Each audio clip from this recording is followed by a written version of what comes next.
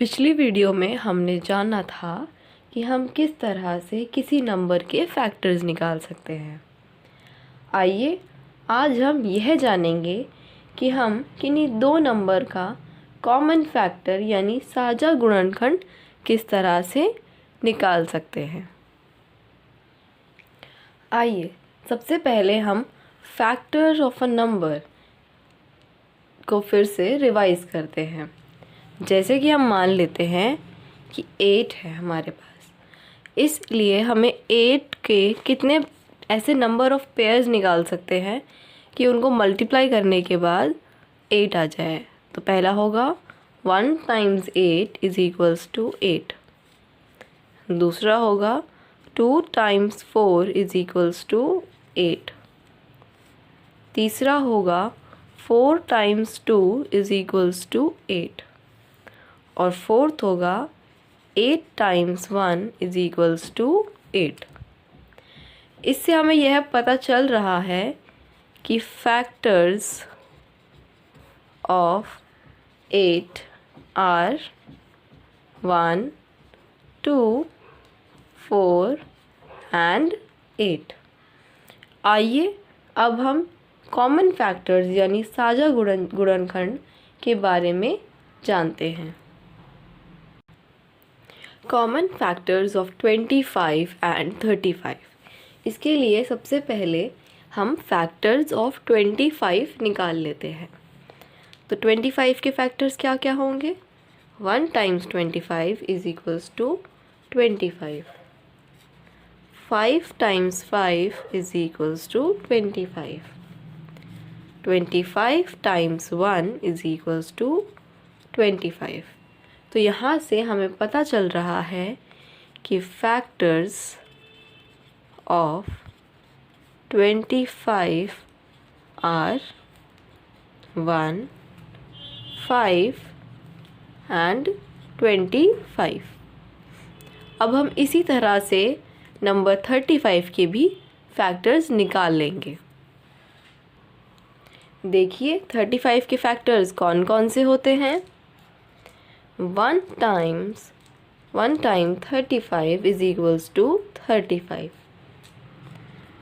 5 times 7 is equals to 35.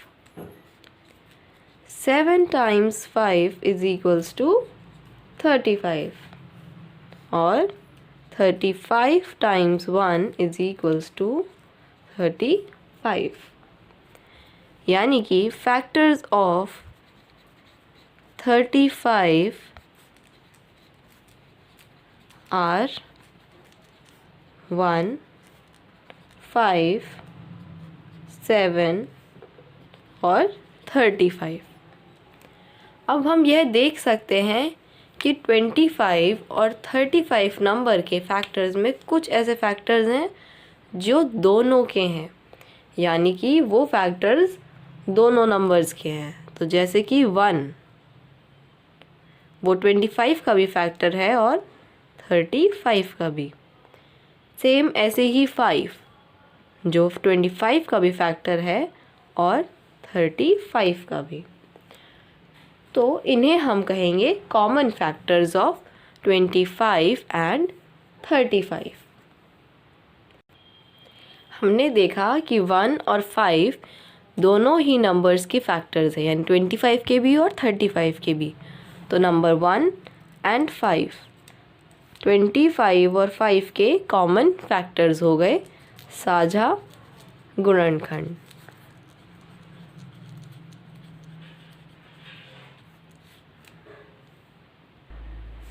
अब हम यह जानेंगे कि किस तरह से हम सर्कल डायग्राम में कॉमन फैक्टर्स को रिप्रेजेंट कर सकते हैं। आप देख सकते हैं मैंने यहाँ पे दो सर्कल बनाए हैं। यह सर्कल 25 का है और यह सर्कल 35 के लिए है। 25 के फैक्टर्स को मैं इस सर्कल के अंदर लिख दूँगी। तो यह है 1 और 5। 35 के फैक्टर्स हैं 1, 5, 7 और 35।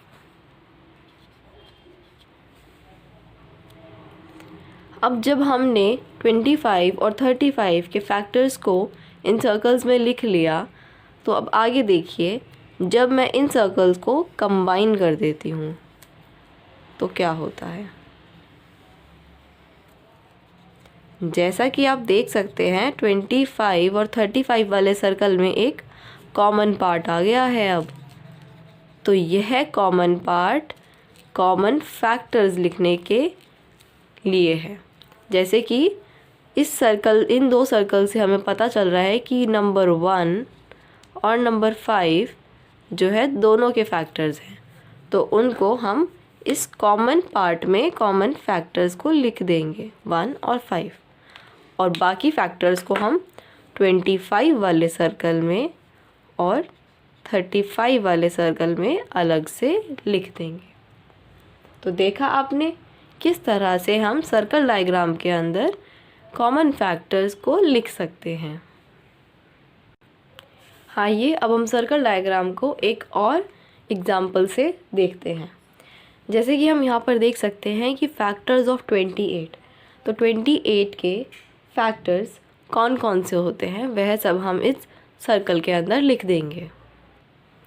जैसा कि आप देख सकते हैं मैंने 28 के फैक्टर्स यानी 1, 2, 4, 7, 14 और 28 को 28 वाले सर्कल के अंदर लिख दिया है, और 42 के फैक्टर्स को 42 वाले सर्कल में लिख दिया है, जो कि हैं 1, 2, 3, 6, 7, 14, 21 और 42।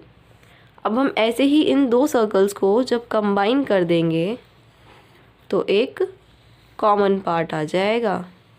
इस कॉमन पार्ट में हम लिखेंगे हमारे कॉमन फैक्टर्स ऑफ 28 एंड 42। अब हम देखेंगे कि इनके कॉमन फैक्टर्स कौन कौन से हैं। तो 1, 1, 2, 2, 7, 7, 14 और 14।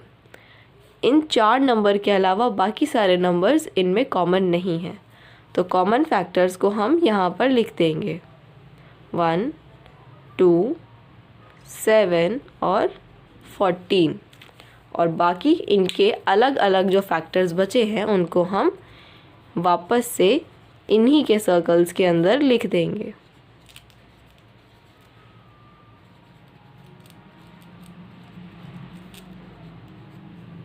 तो देखा आपने, था ना यह कितना इजी।